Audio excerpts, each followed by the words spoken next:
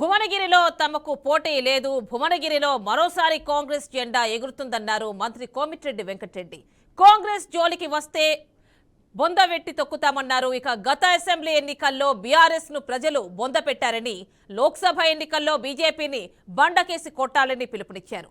కేసీఆర్ లాగా తాము మాటలు చెప్పడం లేదని చేసి చూపిస్తామన్నారు. కాంగ్రెస్ ప్రభుత్వం ఉండదని కేసీఆర్ అంటున్నాడని, రేవంత్ రెడ్డిని టచ్ చేస్తే మాడి మసైపోతారని హెచ్చరించారు మంత్రి కోమిటిరెడ్డి వెంకటరెడ్డి. గవర్నమెంట్ వచ్చిన 4 రోజులకెళ్ళి ఆయన కొడుకు మొదలుపెట్టాడు, ఈ గవర్నమెంట్ ఉండదని. అప్పుడు అనుకున్నా, సరే ఆ బచ్చగాడు పోతే పోయి వానికి ఏం రోజులే కేటీఆర్ గారికి ఉన్నాడు. ఇవాళ నిన్నమ్మన కట్టబట్టుకొని ఒక ఆయన లేచిన ముసలాయన, సంవత్సరంలో దింపేస్తాం, ఈ గవర్నమెంట్ ఉండదు, 104 మంది ఉంటే మమ్మల్ని దింపుతాను.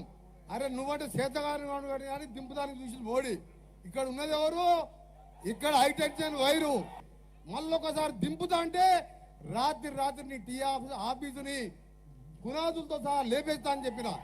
మళ్ళా కూడా చెప్తున్నా, కొండా లక్ష్మణ్ బాబుజీ ఈ ప్రాంత ఎమ్మెల్యేగా ఉన్న మన ప్రీతమ నాయకుడు, ఆయన తెలంగాణ వస్తే తప్ప పదవి తీసుకోవాలని చెప్పిండు.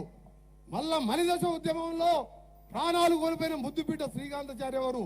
భువనగిరి పక్కకున్న మోత్కూరు శ్రీకాంతాచారి. ఇంత తెలంగాణ పౌరుషం మాతో పెట్టుకుంటూ బిడ్డ కేసీఆర్ మళ్ళొక్కసారి ఆ నోట్లకి వెళ్ళి మాట వెళ్ళినా సరే నీ మర్యాద దక్కదని చెప్తున్నా. నువ్వు 10 ఏళ్ళ టైం ఇచ్చినావు, నీకు 5 ఏళ్ళ టైం ఇచ్చినావు, పార్టీ పెట్టినావు. నువ్వేం చెప్పినావు? దళితులు ముఖ్యమంత్రి చేయకపోతే నా మెడ మీద తల తీసుకుంటా, కేసీఆర్ మాట అంటే మాట అన్నావు. అరే కేసీఆర్ ఎప్పుడన్నా నువ్వు వచ్చి నీ తలకాయ అడిగినావు మేము?